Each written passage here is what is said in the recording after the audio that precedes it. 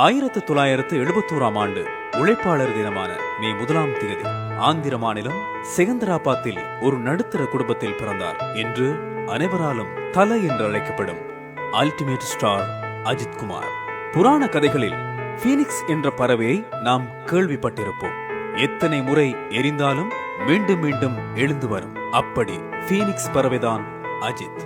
எப்பின்புலமும் இல்லாமல் வாழ்க்கையில் பல தோல்விகளை கண்டு மீண்டும் மீண்டும் எழுந்து தோல்வியே உன்னை கண்டு பயந்து ஓடியது.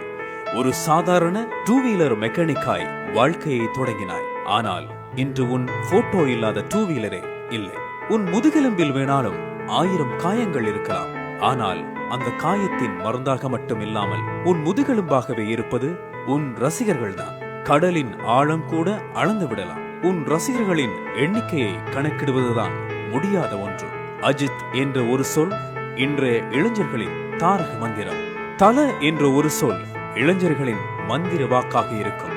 இன்றைய இளைஞர் சமுதாயத்தின் நாடி நரம்பு மட்டுமின்றி அவர்களின் குருதியாக நீ ஓடிக்கொண்டிருக்கிறாய். நீ ஓட்டும் பைக்கின் வேகத்தை விட நீ ரசிகர்களிடம் காட்டும் அன்பின் வேகம்தான் அதிகம்.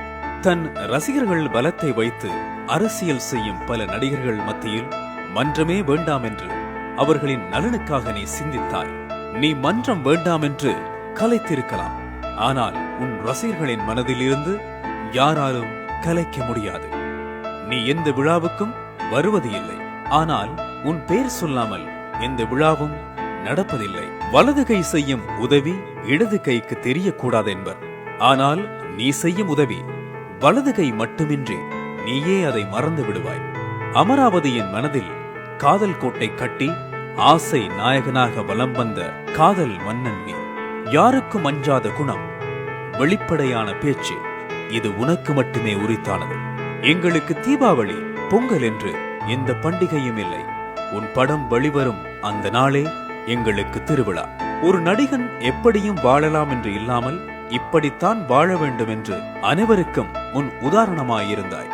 தல, நீ சொல்லும் ஒவ்வொரு சொல்லும் தலைப்புச் செய்திதான். இனி வருங்காலம் இது தமிழ்நாடா இல்லை தலநாடா என்று வியப்பார். இப்படி ஒரு நல்ல மனிதனுக்கு பிறந்த நாள் வாழ்த்து சொல்வதை கர்வமாக நினைக்கின்றோம்.